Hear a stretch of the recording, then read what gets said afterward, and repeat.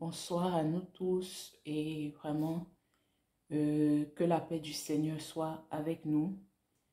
Nous aimons tous entendre de bonnes nouvelles, nous aimons tous entendre que Dieu nous aime, nous aimons tous entendre que Dieu va nous bénir, nous aimons tous entendre que Dieu va nous élever, qu'il va nous élargir et c'est également de très bonnes choses qui font également partie du caractère de Dieu.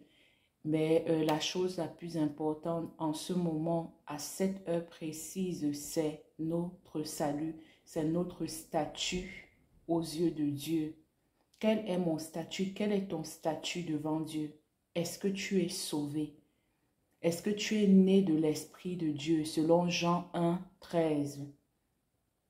Est-ce qu'il y a eu ce jour dans ta vie où tu t'es repenti de ta vie de péché? C'est-à-dire, est-ce qu'il y a eu ce jour où tu as reconnu que comme moi, comme tous les autres êtres humains, tu es incapable de mener une vie qui plaise à Dieu par toi-même? Est-ce que tu as demandé l'aide du Saint-Esprit, de l'Esprit de Jésus-Christ, celui qui jamais n'a péché? Est-ce qu'il y a eu un jour où tu es né de nouveau, en d'autres termes? Parce que si tu n'es pas né de nouveau, selon Jean 3,3, tu ne pourras pas entrer dans le royaume de Dieu. J'ai eu à discuter de cela avec ma soeur aînée une fois et elle me disait que c'est quelque chose de facultatif.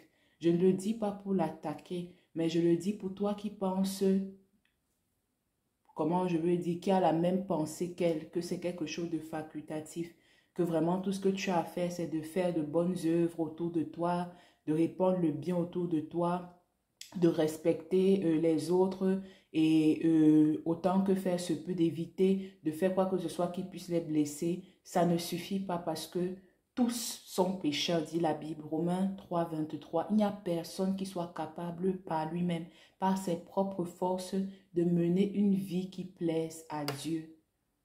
À moins que l'Esprit de Jésus-Christ habite en lui. C'est pourquoi nous avons tous besoin de naître de nouveau. L'heure est à la repentance, l'heure est à la moisson. Il est temps de revenir à Dieu. Il est temps d'obéir simplement à Dieu. Parce que naître de nouveau, c'est obéir à Dieu. Ou alors, par exemple, si j'ai volé, par exemple, la parole de Dieu, qu'est-ce qu'elle me dit? Elle me dit, Dieu ne désire pas que je meure. Il dit, est-ce que ce que je désire, c'est que le méchant meure? Non, c'est pas ça qu'il veut. Il veut que je me repente et que je vive. Donc, si je dis que je veux obéir à Dieu, je vais tout simplement me repentir. Donc, c'est l'heure de la repentance, c'est l'heure du salut. Maintenant, nous en avons encore la possibilité. Soyons conscients qu'il y a deux choses qui peuvent m'arriver, qui peuvent t'arriver. La première de ces choses, c'est de mourir.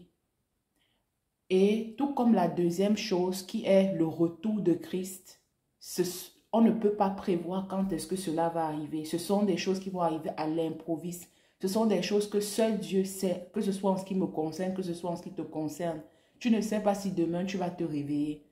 Et à chaque fois qu'on le dit, beaucoup de gens pensent que c'est pour leur faire peur. Non, ce n'est pas pour leur faire peur, c'est tout simplement la réalité. Dieu ne changera pas pour moi. Il ne changera pas pour toi. Donc, ce n'est pas parce que moi je suis Julie que je vais dire que non, si moi je vole, si moi je tombe dans la fornication, si moi je fais ce qui est contre la volonté de Dieu, il va juste, comment je veux dire, ignorer mes péchés. Non, il ne va pas ignorer mes péchés. Je dois me repentir. Tout homme doit se repentir. Il n'y a aucune exception. Dieu ne va pas s'adapter à moi. Dieu ne va pas s'adapter à toi. C'est à moi et c'est à toi de t'adapter à lui. Dieu nous a créés pour qu'on lui obéisse. Dieu nous a créés pour qu'on l'adore. Donc, quel que soit le niveau où je me trouve, je dois m'assurer que je suis en règle avec Dieu. Et ça commence par la nouvelle naissance. Ça commence par poser ce fondement-là, éternel, ce fondement. La Bible dit qu'il n'y aura aucun autre fondement qui puisse être posé. Pour cette réconciliation, pour cette vie éternelle, il n'y a aucun autre fondement à part Jésus-Christ parce que c'est de lui qu'il s'agit. Il ne s'agit pas pour toi de t'abonner à mes chaînes. Ça, c'est ce que j'aimerais toujours dire parce que c'est ça la vérité. Ces chaînes n'ont qu'une seule utilité, un seul objectif, c'est te ramener, un peu comme la femme samaritaine, c'est de pointer ton regard vers Christ, celui qui m'a sauvé.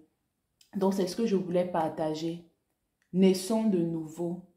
Naissons de nouveau, revenons à Christ, revenons à notre Créateur, pendant que nous en avons encore la possibilité.